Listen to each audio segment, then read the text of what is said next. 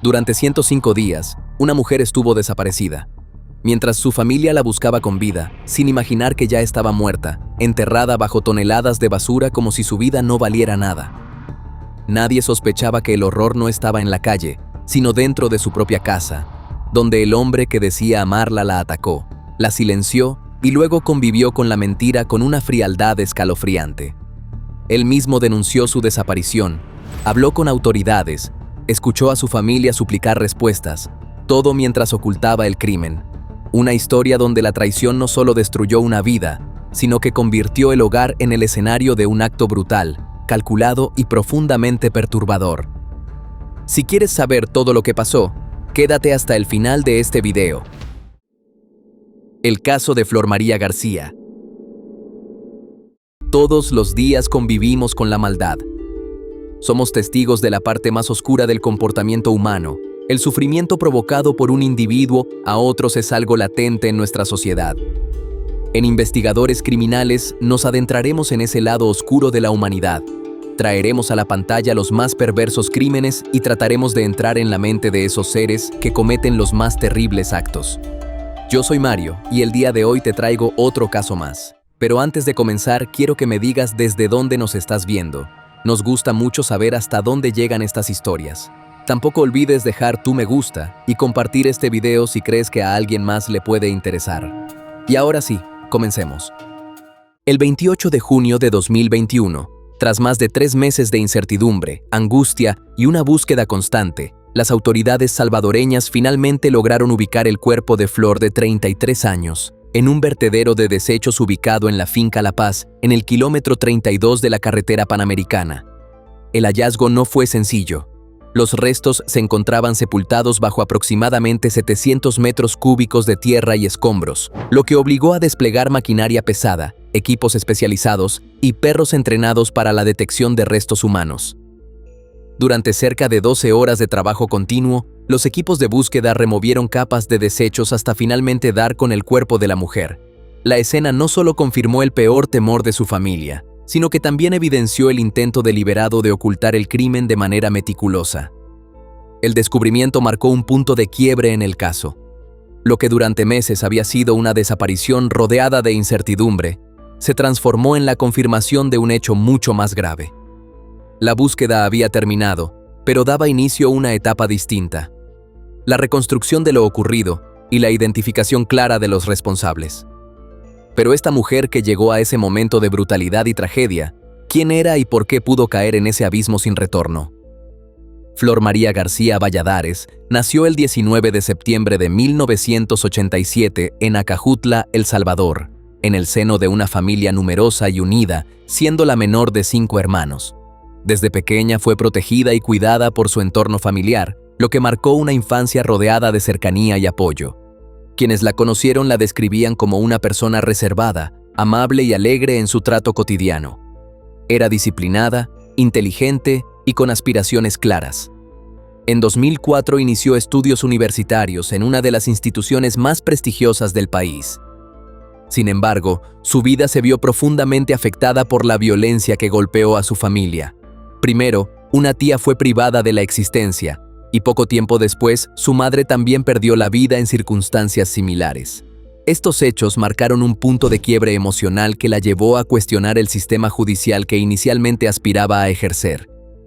Como consecuencia, decidió abandonar la carrera de Derecho y redirigir su vida hacia otros objetivos. Comenzó a estudiar inglés y trabajó en call centers en San Salvador, intentando reconstruir su futuro tras las pérdidas que habían transformado su visión del mundo. Alrededor de 2013, Flor conoció a Joel Omar Valle Leiva, un dentista originario de Cojutepeque. A partir de ese momento iniciaron una relación que, desde el inicio, estuvo marcada por la discreción. Incluso para la familia de Flor, los detalles sobre su vida sentimental eran escasos, ya que ella solía mantener su vida privada con mucha reserva. Con el paso del tiempo, la relación se consolidó. Tras varios años juntos, Flor tomó la decisión de mudarse en 2015 a Cojutepeque, alejándose físicamente de su familia, aunque sin romper el vínculo cercano que mantenían. Luego de más de 6 años de relación, la pareja contrajo matrimonio y tuvo 2 hijos. a pesar de la falta de información detallada sobre su dinámica interna, hacia el exterior proyectaban estabilidad. El hombre era descrito como reservado, de pocas emociones visibles, lo que contribuía a mantener una relación que, para muchos, resultaba difícil de interpretar desde fuera. Instalados en Cojutepeque, Flor y Joel construyeron una rutina que, en apariencia, reflejaba una vida organizada y tranquila. Él trabajaba en su consultorio odontológico, mientras que ella lo apoyaba como auxiliar. Además, ambos participaban activamente en la iglesia, integrándose a una comunidad religiosa que reforzaba la imagen de una familia estructurada. Flor también retomó sus aspiraciones personales.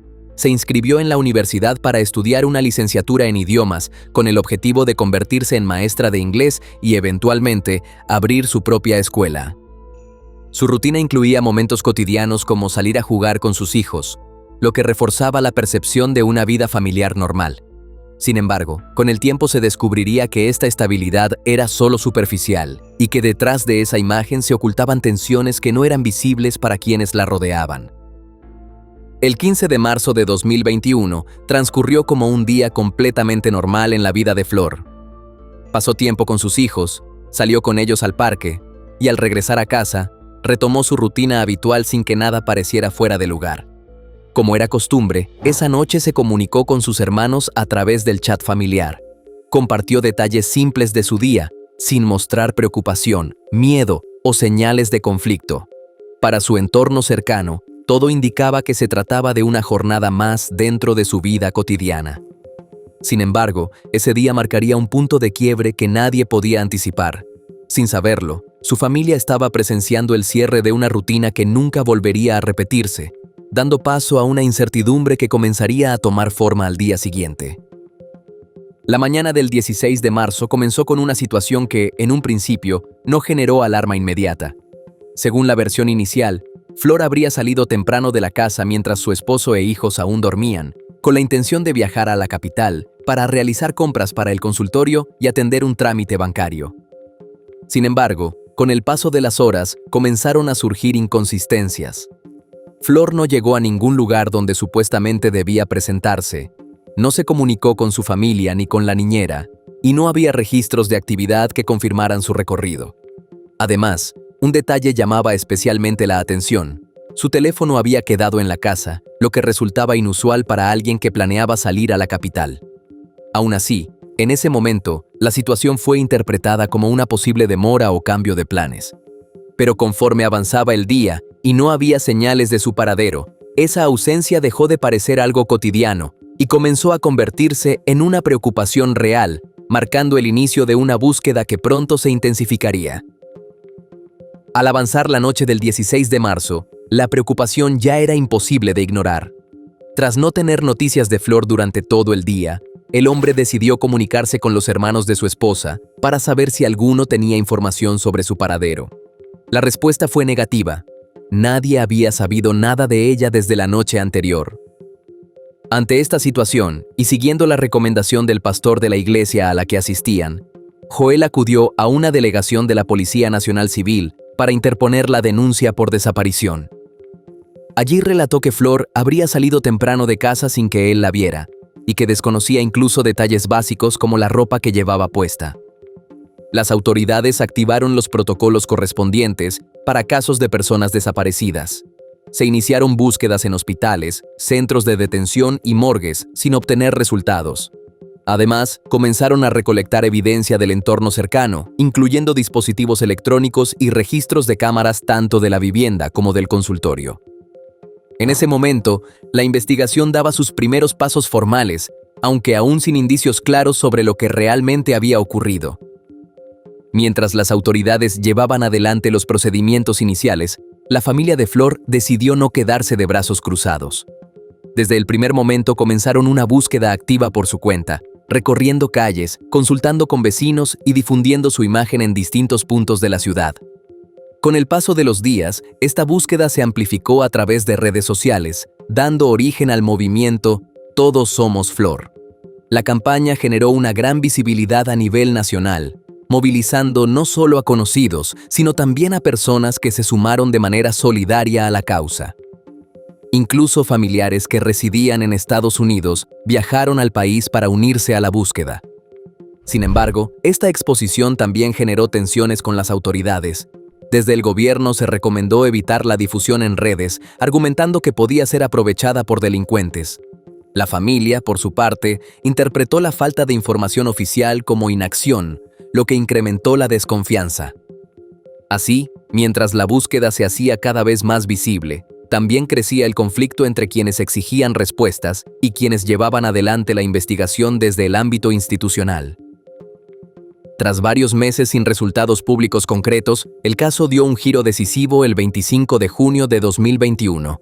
Ese día, la Policía Nacional Civil ejecutó una serie de allanamientos en al menos 6 lugares considerados clave para la investigación. Uno de los principales puntos inspeccionados fue la vivienda que Flor compartía con su esposo, donde ya existían fuertes indicios que apuntaban hacia su entorno más cercano. Además, las autoridades incautaron vehículos y realizaron pruebas especializadas para detectar posibles rastros que confirmaran sus sospechas. Ese mismo día, Joel fue capturado como principal sospechoso en la desaparición de Flor. Junto a él, también fue detenido su primo, Francisco Boanerge García Valle, señalado como colaborador en los hechos. Las detenciones marcaron un punto de quiebre definitivo. Por primera vez desde la desaparición, la investigación dejaba de centrarse en hipótesis externas y comenzaba a enfocarse directamente en quienes estaban más cerca de la víctima. Tras ser sometido a intensos interrogatorios, Joel terminó admitiendo su responsabilidad. Ante la acumulación de pruebas en su contra, confesó haber acabado con la vida de Flor y reveló el lugar exacto donde había ocultado el cuerpo. Según las investigaciones, el crimen habría ocurrido entre la tarde y la noche del 15 de marzo, es decir, aproximadamente 24 horas antes de que él mismo reportara su desaparición. Además, las autoridades confirmaron que no actuó solo. Su primo Francisco fue señalado como cómplice en la desaparición del cuerpo, lo que permitió reconstruir parte de la logística utilizada para encubrir el crimen. Con estos elementos, la acusación inicial de desaparición fue modificada a feminicidio, incorporando además un contexto de violencia previa dentro del matrimonio, que incluía abuso físico, psicológico y económico. En abril de 2022, se solicitó formalmente que el caso fuera llevado a juicio, argumentando que existían suficientes elementos para sostener la acusación contra ambos implicados. Meses después, en junio, se desarrolló la audiencia preliminar, donde se presentaron las pruebas ante el juzgado, el cual determinó que el proceso debía avanzar a juicio. Así, el 7 de noviembre inició el juicio y se extendió durante varios días, en los que declararon decenas de testigos, entre ellos familiares, especialistas forenses y peritos en análisis tecnológico. Las evidencias expuestas permitieron establecer con claridad el momento del crimen, la manipulación de dispositivos electrónicos y las inconsistencias en la versión inicial presentada por el principal acusado. Finalmente, el 5 de diciembre de ese mismo año se emitió el veredicto. Joel Omar Valle Leiva fue declarado culpable del feminicidio de Flor María García Valladares y condenado a 50 años de prisión. Por su parte, su primo fue condenado por encubrimiento, recibiendo una pena menor sustituible. Con la sentencia, el caso encontró un cierre judicial, aunque no sin dejar una profunda huella. La resolución no solo confirmó la responsabilidad de los implicados, sino que también expuso la violencia oculta detrás de una relación que, hacia el exterior, parecía estable. La familia de Flor, tras meses de lucha, logró justicia, aunque marcada por la pérdida irreversible. La historia deja una sensación incómoda porque rompe con una idea que muchas personas aún quieren creer, que el peligro está afuera. Aquí no fue así. La violencia se gestó dentro de su propia casa, en silencio, detrás de una relación que desde fuera parecía estable. Y ese es justamente el punto más inquietante. Lo que no se ve, lo que no se dice, lo que se normaliza poco a poco hasta que ya es demasiado tarde. También obliga a mirar más allá del hecho puntual. No fue un arrebato aislado, ni un momento fuera de control. Hubo un contexto de violencia previa que pasó desapercibido o no logró ser detenido a tiempo. El caso también deja expuesta una realidad más amplia, la capacidad de algunos agresores para sostener una doble vida, mostrar calma, aparentar normalidad, incluso participar en la búsqueda, mientras ocultan la verdad. Esa frialdad no solo habla del crimen en sí, sino de una desconexión profunda con la gravedad de lo que hicieron. ¿Realmente conocemos a las personas con las que convivimos? ¿Se pudo haber detectado algo antes de que fuera demasiado tarde? ¿Estamos preparados para identificar la violencia cuando no es evidente? Te leo en los comentarios. Y bueno, querida audiencia, hasta aquí una investigación más. ¿Qué opinan del caso de hoy? Nos gustaría mucho leer sus comentarios, ya que su opinión sobre los casos es muy importante para nosotros.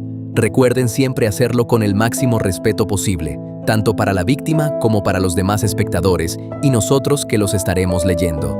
Antes de irte, deja tu me gusta y suscríbete si aún no lo estás. Tampoco te olvides de compartir este video si crees que a alguien que conoces le puede interesar. Nos vemos hasta otra investigación criminal. Adiós.